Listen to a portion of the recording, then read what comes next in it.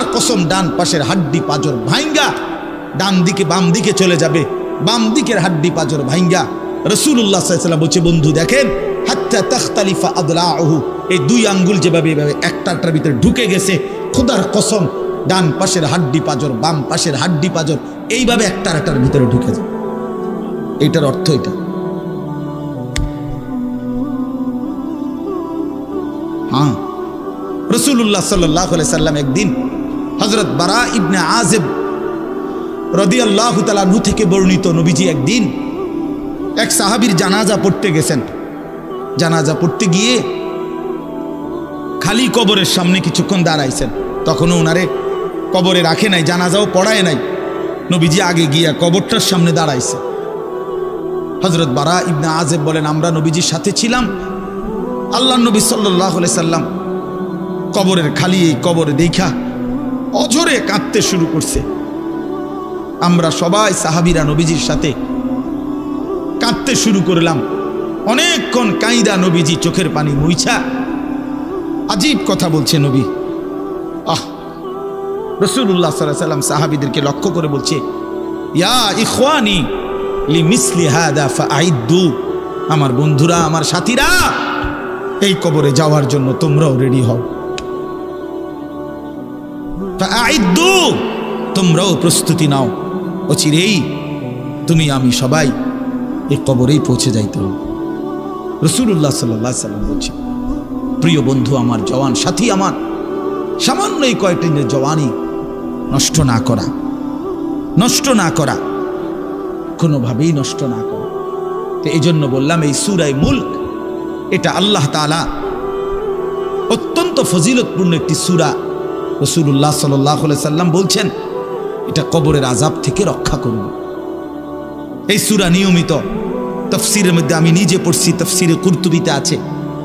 আল্লাহর নবী সাল্লাল্লাহু আলাইহি সাল্লাম বলেন, লাওয়াদিত্তু, নবীজি বলেন, আমার দিলের আশা, আমার দিলের তামান্না, আমার উম্মতের প্রতিটা মুমিন তার কলিজার ভিতরে, তার জবানে এই সূরা মুলক থাকুক, সূরা মুলক থাকুক।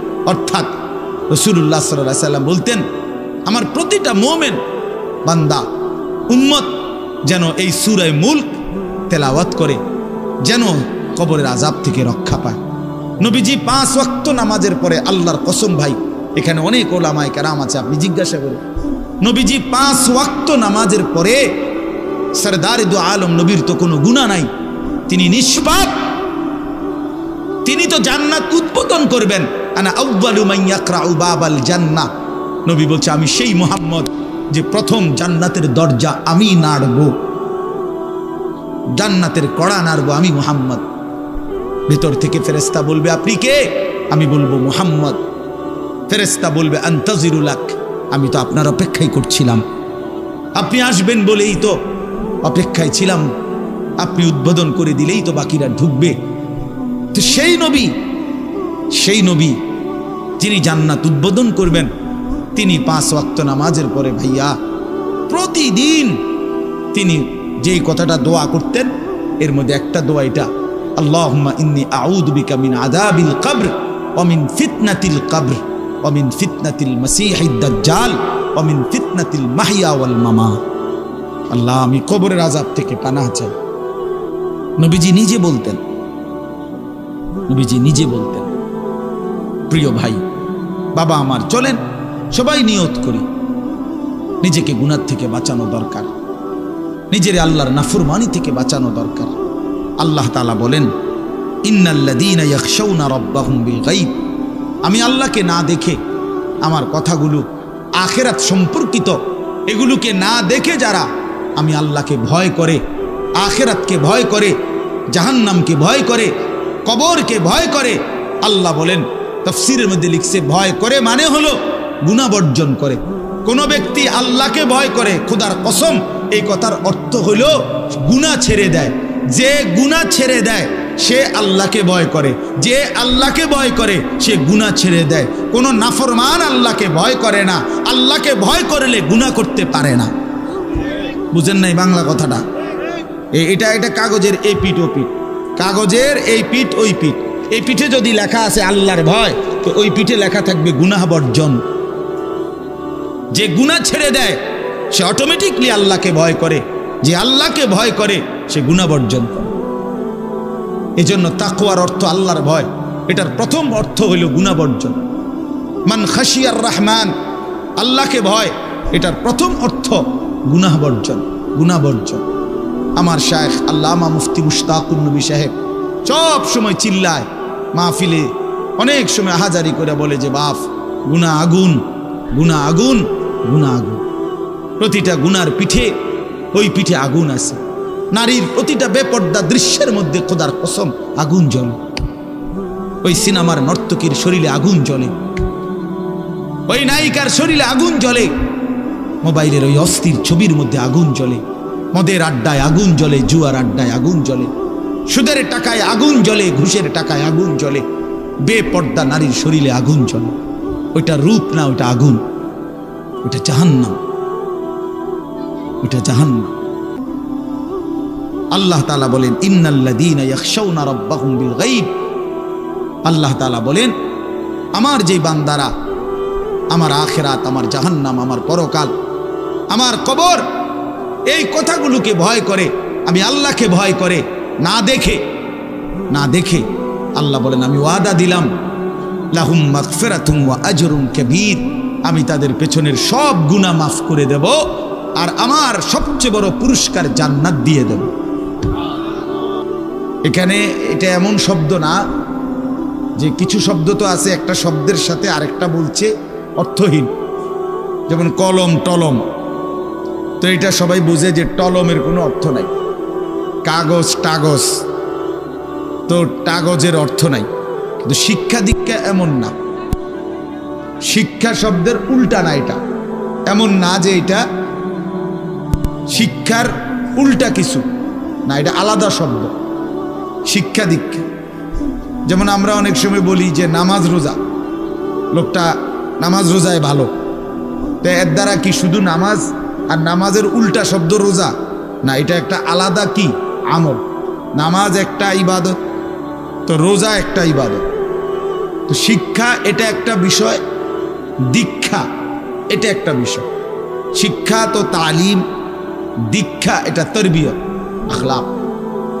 আখলাক অর্থাৎ শব্দ মুখস্থ করা এটা যেমন জরুরি, জিন্দিগি গঠন করা এটাও সমান জরুরি, বরং তার চাইতে বেশি জরুরি। এজন্য আমাদের ফেনীর একজন বড় বুজুর্গ আলেম আছেন, ফেনী জামিয়া রশিদিয়া মাদ্রাসার হজরত মাওলানা মুফতি শহীদুল্লাহ দামাত বারাকাতুহুমুল আলী, বাংলাদেশের অনেক বড় একজন বুজুর্গ আলেম। হজরতের মাদ্রাসা ফেনীতে, সেই মাদ্রাসা একটা মাদ্রাসায় কওমি মাদ্রাসা, সেখানে প্রায় 6 থেকে 7 হাজার ছাত্র পড়ালেখা করে, প্রায় 200-এর উপরে উস্তাদ আছে, 200-250 হবে। তো এই জন্য বললাম যে হজরত সবসময় বলে যে পড়া মেধা অনুপাতে কম বেশি হইতে পারে, আখলাক বরাবর হইতে হবে। আখলাক, ছাত্র মেধাগত যোগ্যতার কারণে কেউ রুল নাম্বার 1, কেউ রুল নাম্বার 10, কিন্তু আদব আখলাক বরাবর বরাবর হওয়া চাই। আমরা এটা খুব খেয়াল করি না। আজকে সবাই মনে করে বাচ্চার পড়ালেখা হচ্ছে, ঠিক আছে, পড়তেছে, যাইতেছে, আসতেছে, ছেলেটা পড়তেছে, রেজাল্ট আসছে, কিন্তু আখলাক কোথায়? যে ছেলেটা কখনোই প্রস্রাব করে টয়লেট পেপার ব্যবহার করে না, দাঁড়িয়ে বসে প্রস্রাব করার ক্ষেত্রে কোনো পার্থক্য করে না, তো তার আখলাক, তার জীবন গঠন হইল, শব্দ না মুখস্থ হইল? শব্দ না মুখস্থ হইল? যে ছেলেটা তার মোবাইলের মধ্যে রাত দিন নাচ গান ছবি জিনা ব্যভিচারের দৃশ্য অথবা শুধু শুধু অনর্থক মোবাইলটা টিপলো, তো পড়া তো মুখস্থ করলো, কিন্তু আখলাক কই হইল? আখলাক কই হইল? 3 বছরের বাচ্চার হাতে মোবাইল দিয়ে দিছে, 2 বছরের বাচ্চার হাতে অভিভাবক মোবাইল দিয়ে দিছে, মানে খামখেয়ালির এক জিন্দিগি। এক সন্তান গঠন কিভাবে করতে হয় মুসলমান তাও জানেন, তাও জানেন। বাচ্চাকে টেলিভিশনের হাতে তুলে দিছে, টেলিভিশন দেখে দেখে শেখো। বাচ্চাতে সমবয়সীদের হাতে তুলে দিছে, যে সমবয়সী বন্ধুদের সাথে আড্ডা দিতে দিতে যা শেখো শেখো। এটা কখনোই কি না, নিয়ম না। রাসূলুল্লাহ সাল্লাল্লাহু আলাইহি ওয়াসাল্লাম বলছেন, কুল্লু মাউলুদিন ইউলাদু আলাল ফিতরা, প্রত্যেকটি মানব সন্তান আল্লাহকে মানার শতভাগ যোগ্যতা নিয়ে পৃথিবীতে ভূমিষ্ঠ হয়। কোরআন শরীফে আল্লাহ তাআলা বলছেন, ফিতরাতাল্লাহিল্লাতী ফাতারান নাসা আলাইহা, কোরআনের আয়াত। আল্লাহ তাআলা বলেন, দিন মানার পুরা যোগ্যতা দিয়েই আমি আল্লাহ মানুষকে সৃষ্টি করেছি। আল্লাহ তাআলা এমন একটি হুকুম করে নাই, এমন একটা বিষয় নিষেধ করে নাই যা পালন করার যোগ্যতা কিংবা বর্জন করার যোগ্যতা আল্লাহর বান্দার শরীরের মধ্যে নাই, এমন কোনো বিধান নেই। আমার মধ্যে রুকু করার যোগ্যতাই নাই, অথচ আমারে রুকু করতে বলছে, অথচ আমার কোমর বাঁকা হয় না, বিষয়টা এমন না। আমি সেজদাই দিতে পারি না, আমার হাঁটুও বাঁকা হয় না, কনুইও বাঁকা হয় না, কোমরও বাঁকা হয় না, অথচ আল্লাহ আমারে বললেন সেজদা দিতে। বিষয়টা কি এমন? কথা বুঝছেননি আমার কথাটা? আমারে বানাইলেন তাল গাছ, আমারে বলতেছেন সেজদা দিতে। এইটা বললে না জুলুম হইতো? এটা বললে না জুলুম হইতো? কিন্তু আল্লাহ তাআলা যতগুলো হুকুম করেছেন, যতগুলো নিষেধ করেছেন, প্রতিটা হুকুম পালন করা, প্রতিটা নিষেধ বর্জন করার 100 যোগ্যতা আল্লাহ তাআলা বান্দার শরীরের মধ্যে দিয়েছে। কোরআনুল কারীমের মধ্যে আছে, আল্লাহ তাআলা বলেন, বান্দা আমি তোমাকে বানিয়েছি নাবতালিহি, পরীক্ষা করার জন্য, আর পরীক্ষায় উত্তীর্ণ করার উপযোগী। ফাজআলনাহু সামিআন বাসীরা, আমি আল্লাহই তোমাকে শুনবার জন্য কান দিয়েছি, দেখবার জন্য চোখ দিয়েছি। তাফসীরের মধ্যে লিখছে, অর্থ হইল আমাকে মানবার পুরা যোগ্যতা সম্পূর্ণ শরীর দিয়েছি। ওযু, গোসল, নামাজ, রোজা, হালাল হারাম, পাক নাফাক সব কিছু বান্দা পালন করতে পারবে এমন যোগ্যতা দিয়ে তারে মানুষ বানাইছে।